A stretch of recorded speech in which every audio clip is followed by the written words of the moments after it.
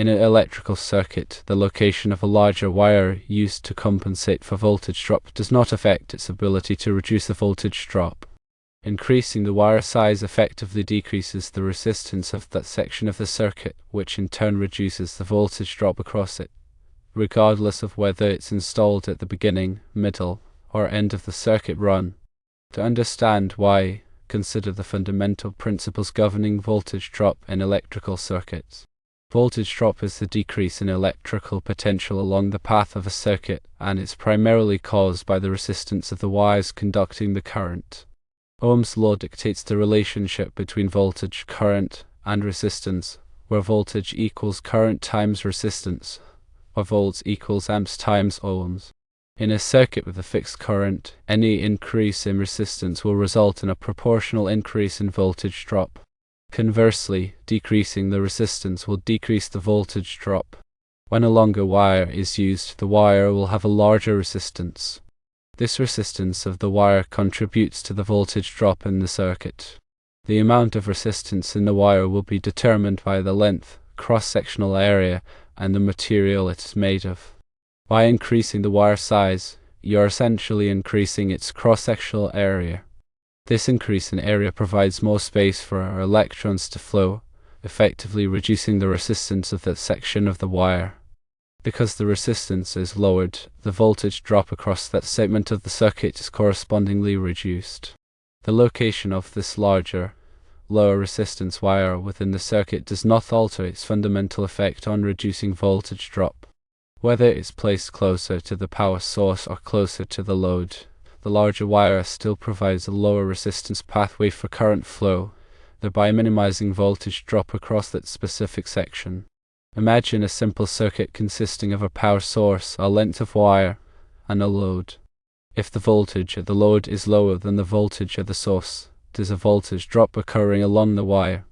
To mitigate this, a section of the wire is replaced with a larger gauge wire, meaning it has a greater cross-sectional area and lower resistance. This replacement reduces the overall resistance of the circuit, leading to a smaller voltage drop between the source and the load. The location of the larger wire in this scenario, whether it's near the source or the load, doesn't change the fact that it's lowering the resistance of the circuit and consequently reducing voltage drop. To further illustrate this point, consider an analogy with water flowing through a pipe. Voltage is analogous to water pressure, current is analogous to the flow rate of water, and resistance is analogous to the pipe's diameter. If there's a section of pipe that's narrower than the rest, it will create a pressure drop. Replacing that narrow section with a wider pipe will reduce the pressure drop, regardless of whether the wider pipe is located at the beginning, middle, or end of the pipe run. Similarly, in an electrical circuit, a larger wire acts like a wider pipe, reducing the voltage drop irrespective of its location.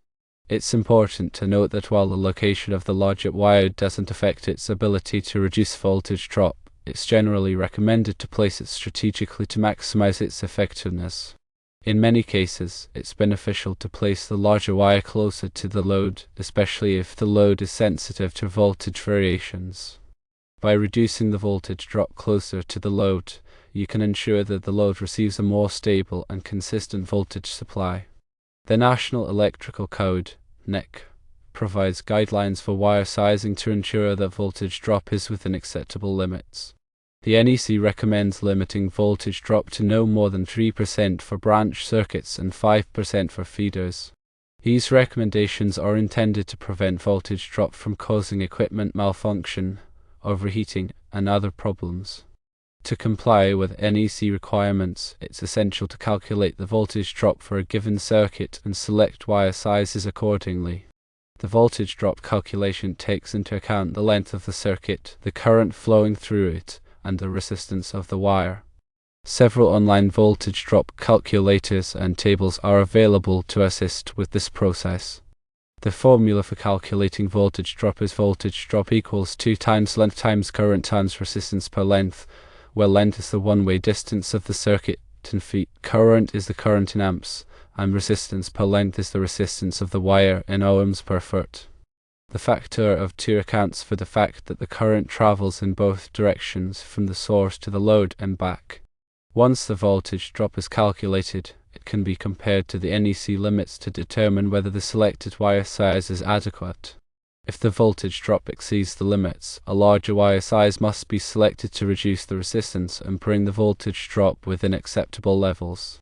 In addition to wire size, other factors can also affect voltage drop in a circuit. These factors include the type of wire, the temperature of the wire, and the presence of any connections or splices. Different types of wire have different resistivities, which means they offer different levels of resistance to current flow. Copper wire, for example, has a lower resistivity than aluminum wire, which means it will experience less voltage drop for the same current and length. The temperature of the wire also affects its resistance. As the temperature increases, the resistance of the wire also increases, leading to a higher voltage drop. This effect is more pronounced in aluminum wire than in copper wire. Connections and splices in a circuit can also contribute to voltage drop. Each connection adds a small amount of resistance to the circuit, which can accumulate over long runs. To minimize voltage drop, it's important to make sure that all connections are clean, tight, and properly installed. In summary, the location of a larger wire used to compensate for voltage drop does not affect its ability to reduce voltage drop. Increasing the wire size reduces the resistance of the circuit, leading to a smaller voltage drop between the source and the load, regardless of where the larger wire is placed. However, it's generally recommended to place the larger wire strategically to maximize its effectiveness, such as closer to the load. The NEC provides guidelines for wire sizing to ensure that voltage drop is within acceptable limits. To comply with NEC requirements, it's essential to calculate the voltage drop for a given circuit and select wire sizes accordingly, taking into account factors such as wire type, temperature, and connections. Using a larger wire is not the only method available to reduce the voltage drop. There are several other ways to reduce the voltage drop in an electrical circuit. Firstly, reduce the length of the circuit. The longer the circuit, the greater the voltage drop. Shortening the circuit length will decrease the overall resistance and reduce the voltage drop. Secondly, increase the voltage level. Transmitting power at a higher voltage reduces the current required for a given power level.